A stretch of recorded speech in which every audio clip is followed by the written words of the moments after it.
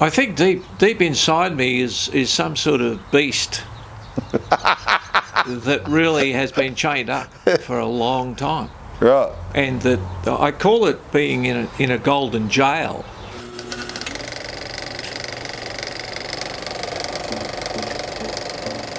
Talk to me about this trip that you booked.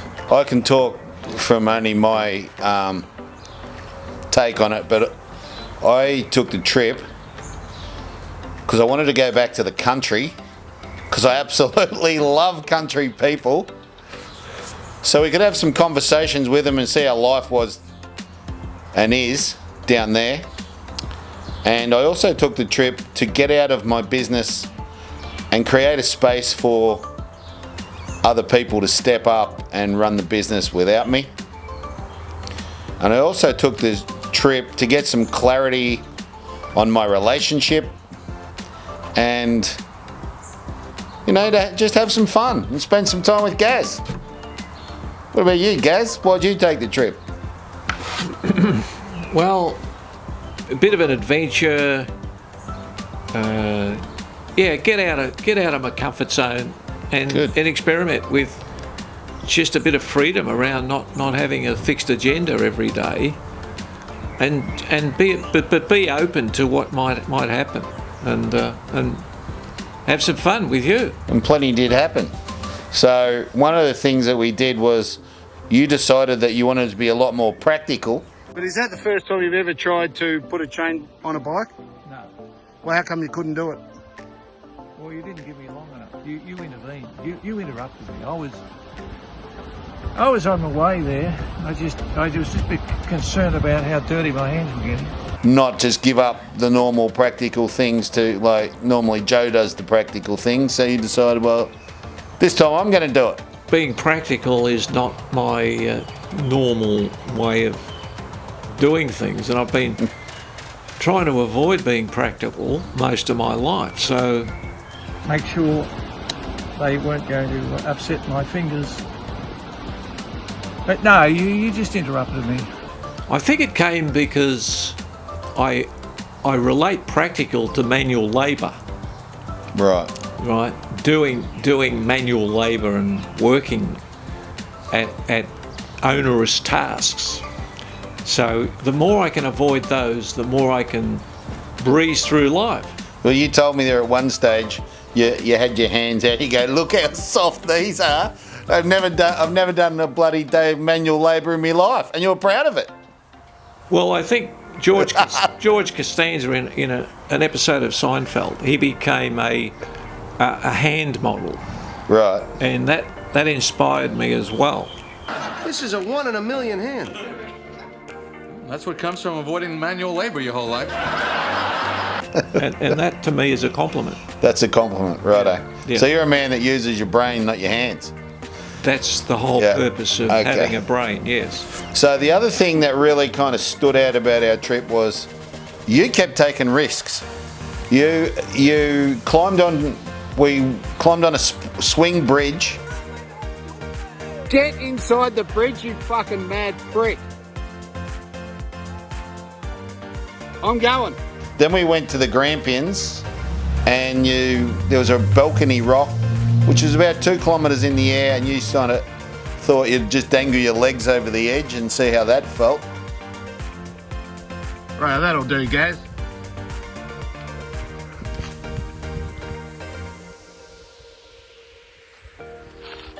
He's crazy.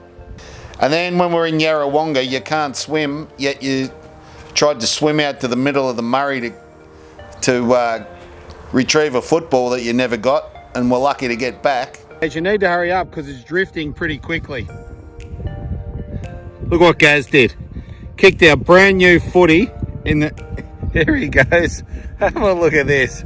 This is gold. What about your shirt, Gaz? Lucky, can you swim? Well, you need to hurry up. Oh, here we go.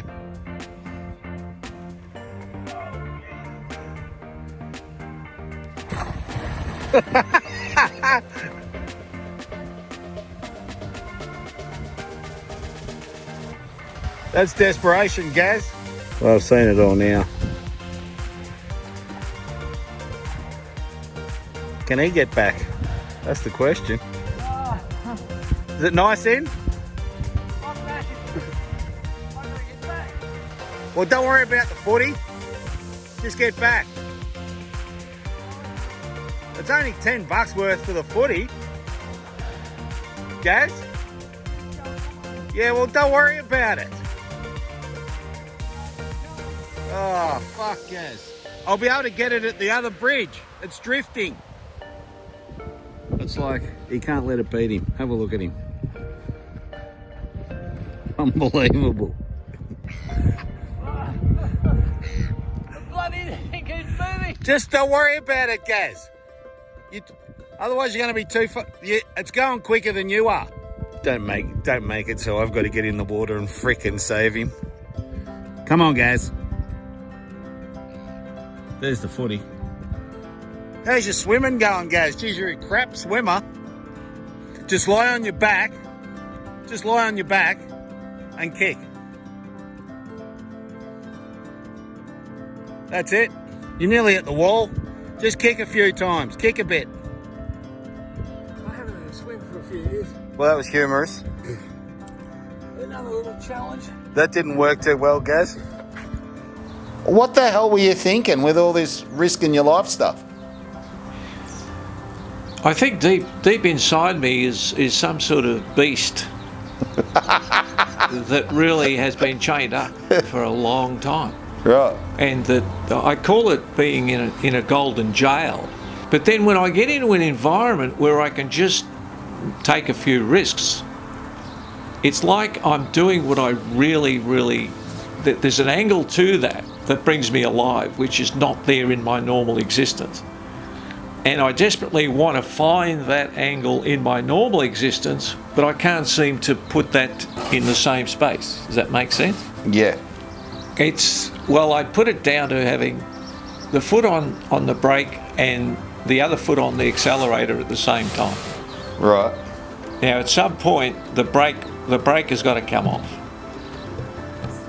But then I get back into the normal world again, and I get caught up in the braking.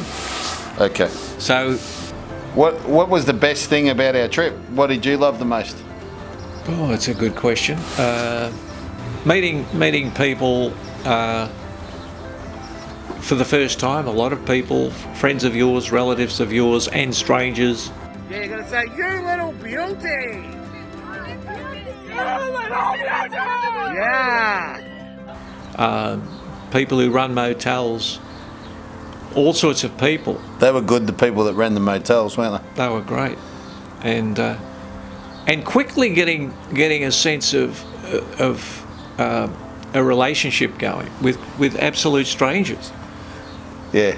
And finding that maybe that's not normal in terms of suburbia and where we normally live. Well, I think country towns are a lot more community minded, so people are more happy to speak to you when you walk past, and there just doesn't seem to be the fear that people have in the cities. That's what I find anyway. I don't know if it's true, but that's how it occurs for me. It seems to be that way. But I think too, having that big question all the time, what is your biggest struggle in life? Yeah. And getting people to respond to that is just the most amazing way to get to know people. Yeah. And the fact that they opened up a lot was just incredible. That you got to see everyone's struggling with something. Yeah, they are. And a lot are doing it so tough that it's just unbelievable how they keep going. It's just extraordinary. It's also interesting how many people are dragging their bodies around. Not that fit. And, I'm not looking at anyone. We did get pretty personal there at one stage. I think we were sitting out the front of we're having a coffee at a chuka, and you said to me, Bear, you're fat. Yeah, no, I've been holding back on some important feedback for you there. Good. So lay it on me. Well, you're far too heavy. And I said to you, well, how long do you think I got to live? And you go, 3 years. Yeah, and look, that just came out pretty automatically. Fairly harsh. But anyway, you'll be pleased to know I've lost 5 kilos since I got back, so I'm into it, Gaz. Your harsh words must have hit a button or something. Well, tough love, they call it. Tough love, yeah. Well, a lot came up about nature and the planet, animals, because we actually did run into a lot of animals on our trip, didn't we? We did. Fortunately, we didn't run into any in the car.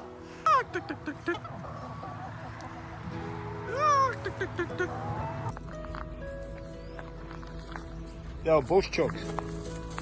Whoa! You don't mean to bloody make it run at me, guys.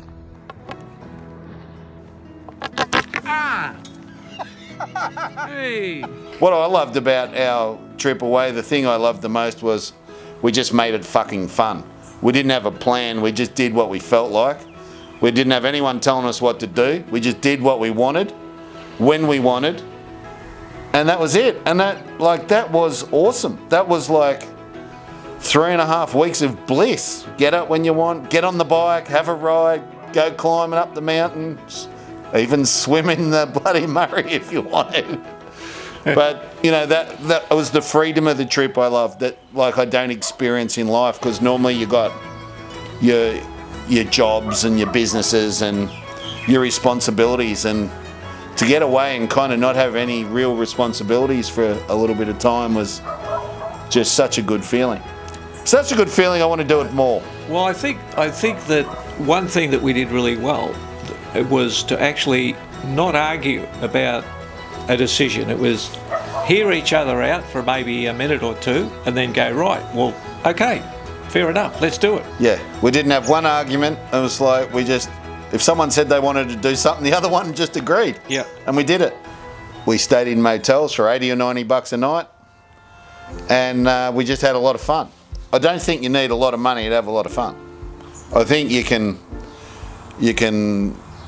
really have a good holiday, a magnificent holiday and life without needing shitloads of money, you know? Yeah. I believe that. Yeah, I agree.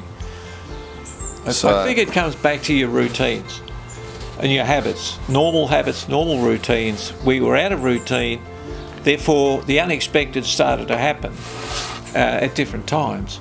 And then coming back, it's like, well, you expect the routine to kick in again.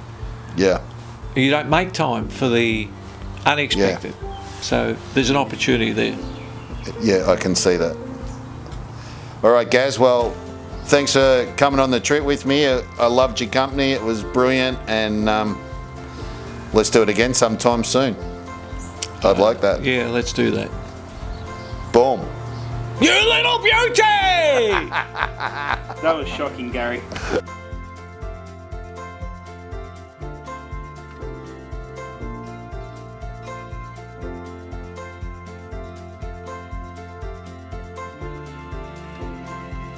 You little beauty!